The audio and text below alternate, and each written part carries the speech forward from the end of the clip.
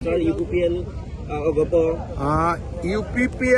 আৰু BPFৰ মাজত তেওঁলোকে নিজৰ ভিতৰত কথা পাতিব লাগিব আৰু আমি তাত নুসুমাও, আমি মাত্ৰ শুভেচ্ছা দিম আৰু তেওঁলোকে মই ভাবোঁ যে ডাইৰেক্টলি বা ইনডাইৰেক্টলি তেওঁলোকে নিশ্চয় কথা পাতি আছে।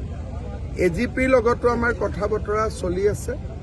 এক প্ৰকাৰ আমাৰতো সদায় লগ পাই থাকোঁ, গতিকে বুজাবুজি আমাৰ 90% আছেই, 10% অলপ আলোচনা কৰিব লাগিব, আমি কৰি ল'ম।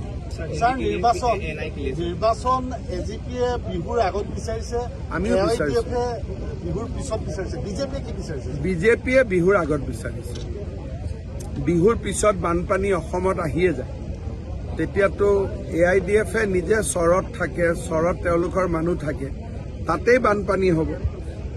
গতিকে আমি বিচাৰিছোঁ যে বিহুৰ আগত হ'ব লাগে আৰু অসমত বিহুৰ সময়ত পুলিচ বহুত বিহুৰ পেণ্ডেলবিলাকত দিব লাগে, তেতিয়াহ'লে ইলেকশ্যনত কোনে ডিউটি কৰিব? সেইটো কাৰণে আমি বিহুৰ আগতে, প্ৰত্যেক বছৰে বিহুৰ আগতে হয়, আমি বিহুৰ আগতে শেষ হৈ যোৱাটো বিচাৰিছোঁ।